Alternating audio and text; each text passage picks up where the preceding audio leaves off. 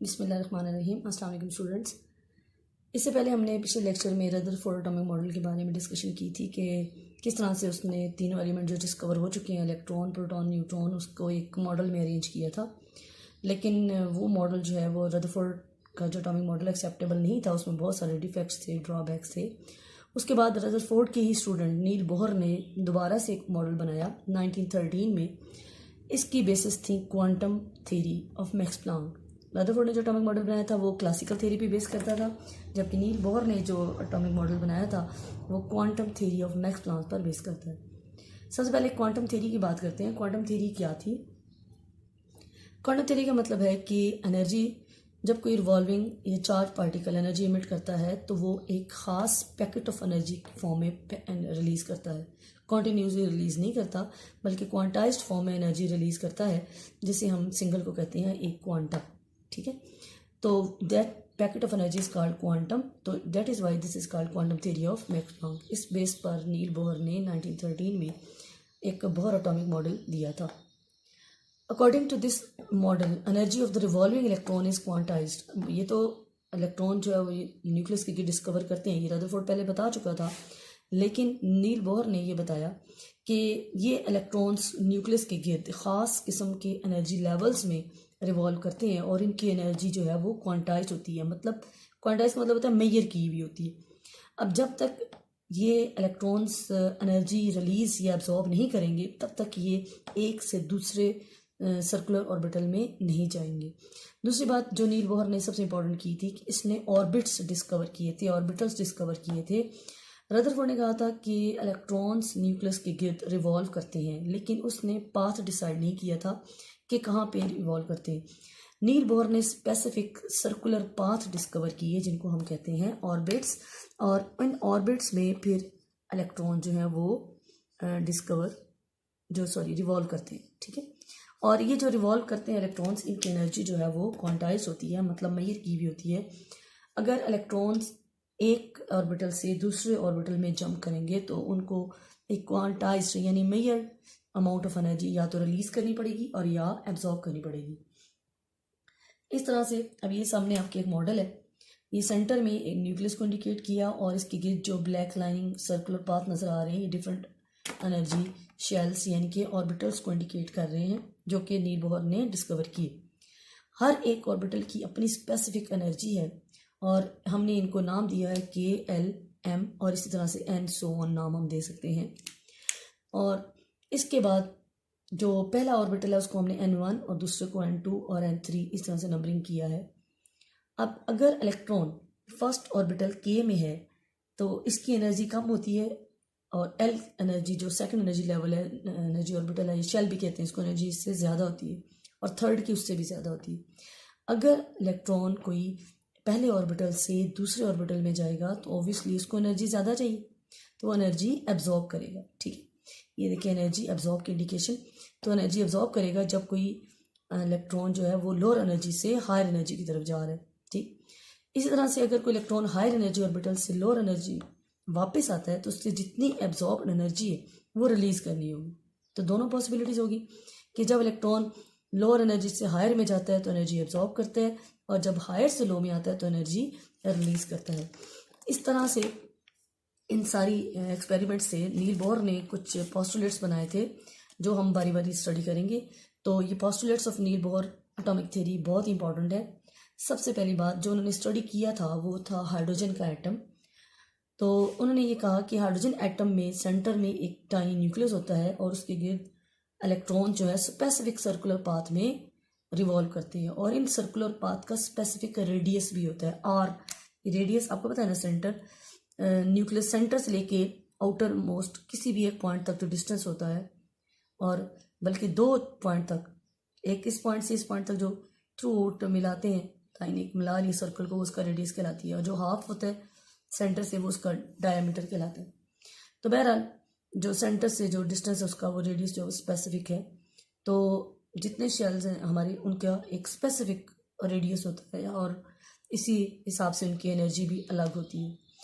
Number 2 उन्होंने कहा था कि each energy of the orbital is quantized, यानी हर ऑर्बिटल की एनर्जी जो है वो मेजर्ड है। नापी हुई है। जैसे हमने कहा कि ये लोअर एनर्जी है, एल उससे हायर एनर्जी है, एम उससे, तो इनकी एनर्जी जो है वो मेजर्ड है, क्वांटाइज्ड है। थर्ड पोस्टुलेट है कि जब तक इलेक्ट्रॉन किसी एक ऑर्बिटल में रहता है तो ना तो एनर्जी रिलीज करता है और ना ही एब्जॉर्ब करता है। ठीक है, जब तक वो यहाँ पे इलेक्ट्रॉन रहेगा तो ना तो एनर्जी रिलीज करेगा ना ही एब्जॉर्ब करेगा, उसको एनर्जी लेने और देने की ज़रूरत नहीं है क्योंकि वो वहीं पर है। ये एब्जॉर्प्शन एनर्जी कब होगी? एनर्जी एब्जॉर्ब होगी व्हेन हम लोअर एनर्जी से हायर की तरफ जाएंगे। लोअर एनर्जी से हायर एनर्जी की तरफ जाएंगे तो एनर्जी इलेक्ट्रॉन एब्जॉर्ब करेगा। इसी तरह से हायर से जब लोअर की तरफ जंप करेगा तो एनर्जी रिलीज करेगा। अब क्वेश्चन ये आता है किस रेशो से एनर्जी एब्जॉर्ब और रिलीज की जाएगी? तो वो होगा difference between the energies of two energy levels. Suppose जो पहला ऑर्बिटल है उसकी एनर्जी है E1 और दूसरी की एनर्जी है E2 और तीसरे की एनर्जी है E3। अगर कोई इलेक्ट्रॉन E1 से E2 में जाना चाहता है तो उसे कितनी एनर्जी एब्जॉर्ब करनी पड़ेगी? तो डेल्टा E निकाल लेते हैं। Delta E will be equal to E2 minus E1। जितना इन दो एनर्जी लेवल्स की एनर्जीज का डिफरेंस होगा उतनी ही एनर्जी इलेक्ट्रॉन को एब्जॉर्ब करनी पड़ेगी। Delta indicates the small change in energy, तो that will be equal to E2 minus E1। इस तरह से अगर आगे फर्दर जाना चाहिए E3 में जाना चाहते हैं तो E3 माइनस E2, तो वो फिर अगले इलेक्ट्रॉन का डेल्टा आ जाएगा। इसी हिसाब से एनर्जी एब्जॉर्ब होगी और इसी हिसाब से ही एनर्जी जो है वो रिलीज होगी जब इलेक्ट्रॉन वापस अपने लोअर एनर्जी ऑर्बिटल्स में आएगा। अगला पॉइंट है जी हमारा कि हर इलेक्ट्रॉन जो कि ख़ास ऑर्बिटल में रिवॉल्व करता है उसका एक ख़ास उसकी फ्रीक्वेंसी होगी। ठीक है, और इसके अलावा उनकी एक फिक्स्ड एंगुलर मोमेंटम होगा। वो कैसे? एंगुलर मोमेंटम के लिए हम एक इक्वेशन देखते हैं, mvr is equal to NH/2π। हर ऑर्बिटल का अपना एक एंगुलर मोमेंटम होता है, mvr is equal to NH/2π। अब यहाँ पर m मैस है, r आपको पता है उस ऑर्बिटल का रेडियस है। ठीक है, न्यू उसकी फ्रीक्वेंसी होगी, h हमारा प्लांक कांस्टेंट है, वही प्लांक जिसने क्वांटम थ्योरी दी थी। और h की जो वैल्यू है ये कांस्टेंट है तो उसकी वैल्यू जो फिक्स होती है और वो वैल्यू है हमारे पास given 6.63 into 10⁻⁻⁻³ minus 34 joule second. ठीक है, ये प्लांक कांस्टेंट की वैल्यू है और ये आपको इस तरह से याद करनी होगी। अब एंगुलर मोमेंटम फिक्स होता है हर ऑर्बिटल का, इसका मतलब ये है कि जैसे जैसे ऑर्बिटल चेंज होंगे तो ये सिर्फ n चेंज होगा। फर्स्ट ऑर्बिटल के लिए n1 होगा, सेकंड के लिए n2 होगा, बाकी चीज़ें तो सेम ही रहेंगी। अगर हम h की 2 और पाई की वैल्यू इसमें ऐड करते हैं तो हमारे पास एक फिक्स अमाउंट आ जाएगी और उसको हम फिर नंबर ऑफ द शेल से मल्टीप्लाई करते जाएंगे तो हम अगले जो ऑर्बिटल है उसका एंगुलर मोमेंटम निकाल सकते हैं। ठीक है, फॉर एग्जांपल ये एक क्वांटाइज उसी तरह से है जैसे फॉर एग्जांपल 2 का टेबल अगर हम छोटे बच्चों को सिखाते हैं तो 2 के टेबल में 2 अगर आप इसी तरह से प्रोग्रेसिवली ऐड करते जाएंगे फ्रीक्वेंटली इसी तरह से कंटिन्यूसली तो 2 का टेबल बन जाएगा। 2 में 2 ऐड किया 4 आ गया, फिर 4 में 2 ऐड किया 6, फिर 6 में 2 ऐड किया 8। तो एक खास डिजिट है जो इनमें ऐड हो रहा है क्वांटाइज्ड, वो है 2। इसी तरह से h/2π को जो हम कैलकुलेट करके वैल्यू निकालेंगे वो n से मल्टीप्लाई करते जाएंगे तो फर्दर ऑर्बिटल्स की जो है वो क्वांटाइज्ड एंगुलर मोमेंटम की वैल्यू निकल आएगी। ठीक है जी, और n क्या है यहाँ पर n है जी नंबर, जो हमारा नंबर ऑफ शेल है। अब इन दोनों जो हम पढ़ चुके हैं हमारे मॉडल्स, एटॉमिक मॉडल हमारा रदरफोर्ड का और बोर का, इनका थोड़ा सा कंपैरिजन कर लेते हैं क्योंकि ये डिफ्रेंशिएशन जो है ये बहुत ही इंपॉर्टेंट है। How will you differentiate between Rutherford atomic model and Bohr's atomic model? ये रदरफोर्ड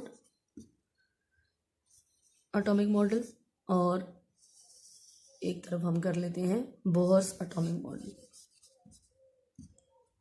सब चीज़ें वही हैं जो हम पहले पढ़ चुके हैं, सिर्फ हमने उनको अब डिफरेंस की फॉर्म में लिखना है।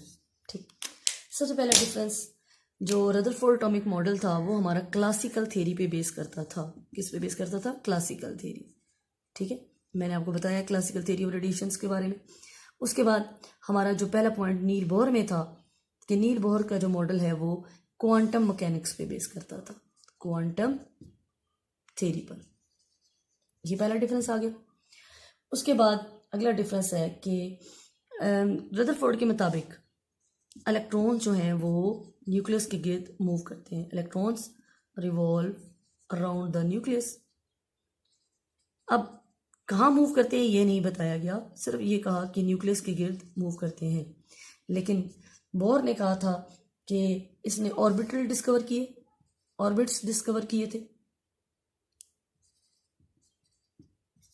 और इन ऑर्बिटल्स में जो है वो इलेक्ट्रॉन्स मूव करते हैं। रदरफोर्ड ने सिर्फ कहा कि इलेक्ट्रॉन मूव करते हैं, लेकिन उसने पाथ नहीं बताया था। बोर ने बताया कि इलेक्ट्रॉन जो स्पेसिफिक पाथ में मूव करते हैं, जिनको हम कहते हैं ऑर्बिट्स।